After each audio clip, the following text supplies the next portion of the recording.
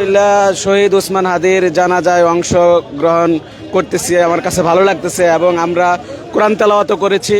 জুমার দিন ওনার জন্য 56,000 বর্গমাইলের ভিতরে যত মসজিদ আছে সকল মসজিদ থেকে শহীদ ওসমান হাদির জন্য দেওয়া হয়েছে।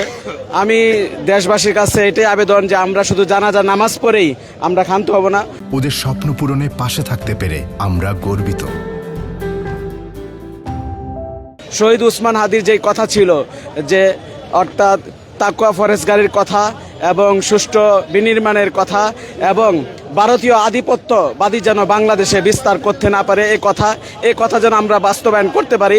এবং শহীদ ওসমান হাদি মারা যাওয়ার আগে বলেছিলেন, আমি বুলেটকে ভয় পাই না, আমার শরীরে বুলেট লাগতে পারে, কিন্তু যে আমার শরীরে বুলেট লাগবে আমি চাই খুনির বিচার যেন হোক। তো আমরা চাই ওসমান হাদিকে যে খুন করেছে যে জায়গায় থাকুক তাকে ধরে এনে ইনকিলাব মঞ্চের সামনে তাকে ফাঁসিতে ঝুলিয়ে মৃত্যু স্বীকৃত করে ওসমান হাদির রুহের মাগফিরাত যেন হয়, এটা আমি দেশবাসীর কাছে চাই। ইনসাফের জন্য অবশ্যই বাঙালির ঐক্যবদ্ধ হওয়া উচিত। আমি দেশ ও জাতির কাছে আহ্বান করছি ইনসাফের জন্য এবং সমবন্টনের জন্য এবং এই 56,000 বর্গমাইল ইঞ্চি ইঞ্চি মাটি হেফাজত করার জন্য মুসলিম উম্মাহ সহ সবাইকে ঐক্যবদ্ধভাবে কাজ করতে হবে।